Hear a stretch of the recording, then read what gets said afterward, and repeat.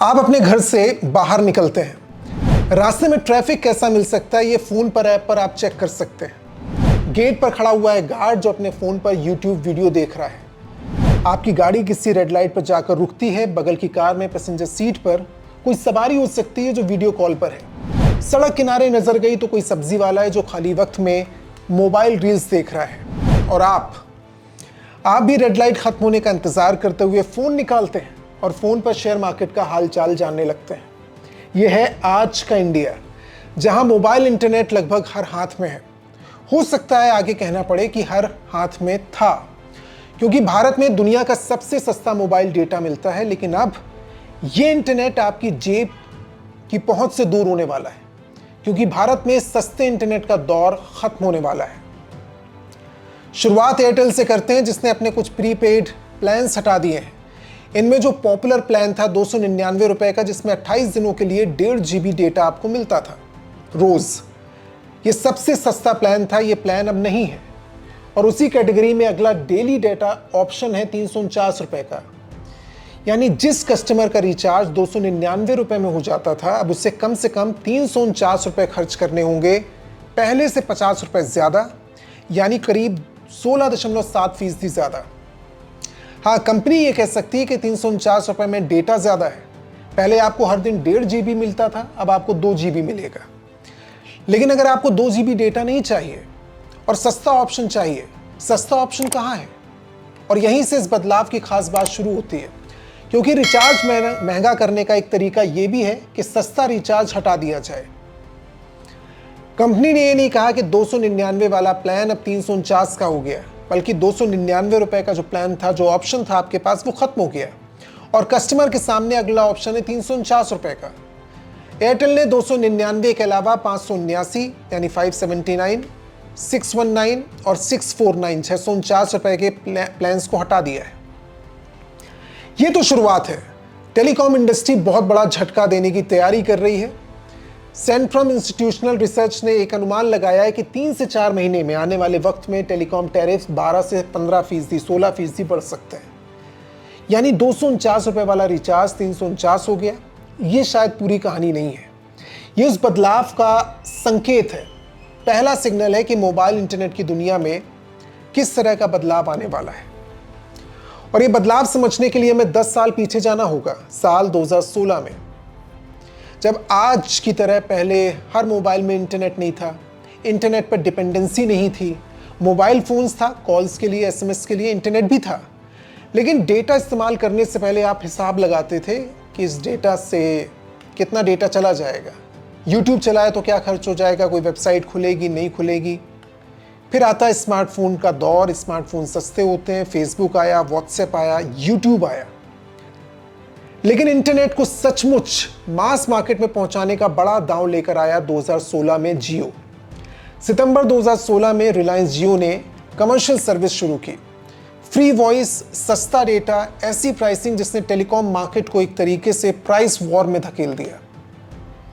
अब मुकाबला सिर्फ ये नहीं था कि किसकी कॉलिंग सस्ती है, मुकाबला ये था कि किसका डेटा सस्ता है। और डेटा की कीमत नीचे आती गई। फिर इंटरनेट कंजम्पशन ऊपर चला गया, लोगों ने ज़्यादा वीडियोस देखे, व्हाट्सएप कॉल्स हुई, वीडियो कॉल्स हुई, ऑनलाइन क्लासेस शुरू हो गई, इंटरनेट का इस्तेमाल बढ़ता गया, डिजिटल पेमेंट्स होने लगे। छोटे शहर हो, गांव हो, कस्बे हो, हर जगह स्मार्टफोन्स, मोबाइल डेटा की आदत पड़ गई। यानी जियो के आने के बाद सिर्फ टेलीकॉम कंपनीज के प्लान्स नहीं बदले, लोगों का मोबाइल इस्तेमाल करने का तरीका चेंज हो गया। लेकिन इस प्राइस वॉर की एक कीमत थी। टेलीकॉम मार्केट में कई प्लेयर्स टिक नहीं पाए, कुछ मार्केट से बाहर हो गए, कुछ को मर्जर के लिए मजबूर होना पड़ा और मार्केट धीरे धीरे कुछ बड़े ऑपरेटर्स तक सिमट कर रह गया। वोडाफोन आइडिया और आइडिया सेलुलर, ये थे। 2018 में इनका मर्जर हुआ और वी बना। आज प्राइवेट टेलीकॉम मार्केट में 3 बड़े नाम हैं, जियो है, एयरटेल है और वी, वोडाफोन आइडिया। और उनके साथ एक सरकारी ऑपरेटर है, यानी कि BSNL। अब कस्टमर के पास ज़्यादा ऑप्शन तो है नहीं। 2016 में जितने प्लेयर्स थे, उतनी एग्रेसिव प्राइस वॉर थी, वो अब नहीं है। और शायद यही वजह है कि टेलीकॉम कंपनीज के लिए एक दूसरा सवाल इंपॉर्टेंट हो गया है, हर कस्टमर से ज़्यादा पैसा कैसे कमाया जाए। इसे समझने के लिए एक टेक्निकल शब्द होता है ARPU, यानी एवरेज रेवेन्यू पर यूजर, यानी एक कस्टमर से कंपनी औसतन कितना पैसा कमा सकती है। मान लीजिए 100 कस्टमर है, हर कस्टमर से औसतन 200 रुपए कमाए जाते हैं, तो रेवेन्यू हुआ 20,000 रुपए। अब कस्टमर की संख्या अगर बहुत तेजी से नहीं बढ़ती है तो रेवेन्यू बढ़ाने का एक तरीका यह है कि उसी कस्टमर से ज्यादा कमाई करनी शुरू की जाए। 200 के टैरिफ को 220 कर दो, 240 रुपए कर दो, यानी ARPU बढ़ जाएगा। हर कस्टमर से ज्यादा पैसा कमाया जा सकता है। टेलीकॉम कंपनीज के लिए इसलिए भी जरूरी है क्योंकि नेटवर्क पर लगातार इन्वेस्टमेंट हो रहा है, 5G पर खर्च हो रहा है, स्पेक्ट्रम खरीदे जा रहे हैं, स्पेक्ट्रम पर खर्च है, नेटवर्क का एक्सपेंशन हो रहा है, उस पर खर्च है, इक्विपमेंट्स पर खर्च है। अब कंपनियों को उस इन्वेस्टमेंट के रिटर्न से भी मतलब है, क्योंकि खर्च किया जा रहा है तो पैसा चाहिए, रेवेन्यू उस अनुपात में चाहिए, उसी हिसाब से चाहिए। इसलिए ज्यादा डेटा इस्तेमाल करने वाला कस्टमर, ज्यादा कमाई करने वाला कस्टमर कैसे बनता है, यह फैसला आप कंपनी ले रही है। वापस आते हैं 299 रुपए के प्लान पर। एयरटेल ने 299 वाला प्लान हटा दिया। डेली डेटा 28 दिनों के प्लान में अब एंट्री हो गई 349 रुपए की। हाँ, 349 रुपए में कंपनी कह सकती है कि 2 GB डेटा रोज मिलता है, इसलिए इसे सीधे सीधे 299 वाले प्लान की प्राइस हाइक ना कहा जाए। लेकिन कस्टमर के लिए एक चीज बदल गई है, कम खर्च में डेली डेटा वाला ऑप्शन चला गया है। इसे ऐसे समझिए कि पहले आपको सामने से ऑप्शन की सीढ़ी जो मिली हुई थी उसमें 199 लिखा हुआ था, 299 लिखा हुआ था, 219 था, 399 था।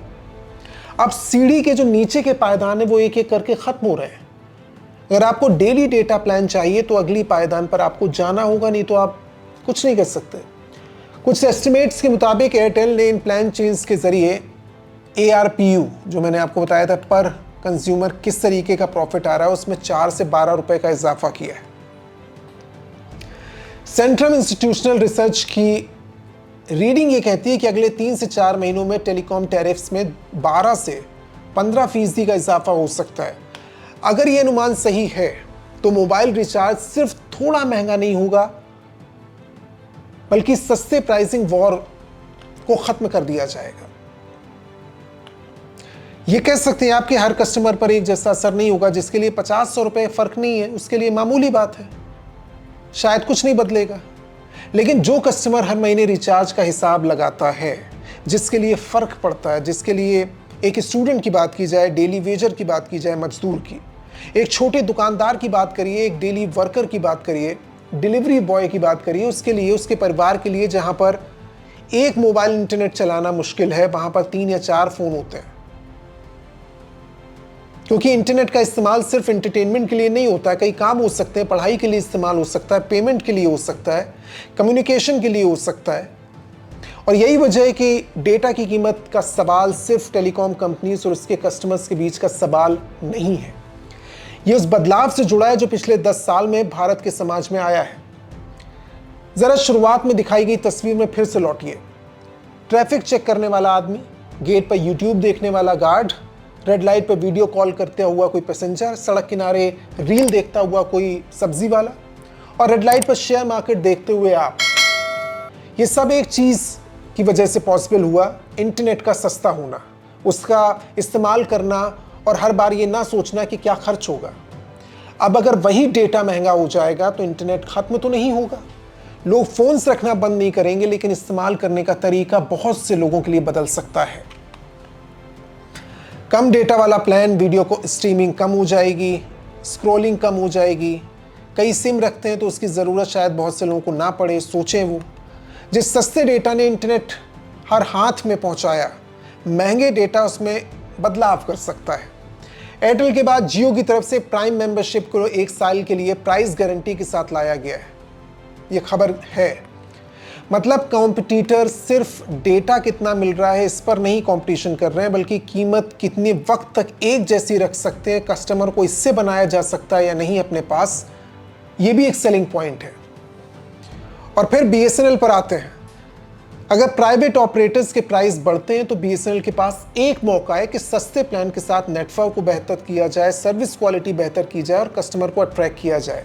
लेकिन फिलहाल बड़ी संख्या में जो कस्टमर्स हैं वो बेहतर नेटवर्क के मामले में प्राइवेट ऑपरेटर्स के पास ही जाने के लिए मजबूर हैं। इसलिए कंपटीशन मौजूद होने के बावजूद कस्टमर्स के पास अनलिमिटेड चॉइस नहीं है। भारत में मोबाइल इंटरनेट की कहानी सिर्फ सस्ते रिचार्ज की कहानी नहीं है। पिछले 10 साल में हमने देखा डेटा सस्ता हुआ तो इंटरनेट का इस्तेमाल करने वाले कितनी तेजी से बढ़ गए, कीमत ऊपर जाती है तो उसका असर सिर्फ रिचार्ज बिल तक सीमित नहीं है। शायद सबसे बड़ा बदलाव ये होगा कि जिस इंटरनेट का इस्तेमाल करते समय हमने कीमत के बारे में सोचना लगभग बंद कर दिया, उसका हिसाब रखना पड़ेगा, क्योंकि भारत में दुनिया का सबसे सस्ता मोबाइल डेटा है और अब ये उतना सस्ता नहीं रहने वाला। भारत जैसे देश में जहाँ पर बहुत से लोग बहुत अच्छा नहीं कमाते हैं और वहाँ पर कुछ कुछ रुपए का हिसाब रखते हुए अगर मोबाइल डेटा भी महंगा हो जाएगा तो उनकी बहुत सी ज़रूरतों पर इसका असर पड़ सकता है। आपकी राय क्या है? अपनी राय इस स्टोरी के बारे में ज़रूर शेयर करिए, अपने कमेंट लिखिए। मुझे दिलचस्पी रहेगी जानने में कि मोबाइल इंटरनेट महंगा होता है तो आप भारत के इंटरनेट इस्तेमाल को किस तरीके से देखते हैं। बहुत बहुत शुक्रिया हमारे साथ जुड़ने के लिए। चैनल को सब्सक्राइब ज़रूर कीजिएगा। बहुत शुक्रिया। नमस्कार। जय हिंद।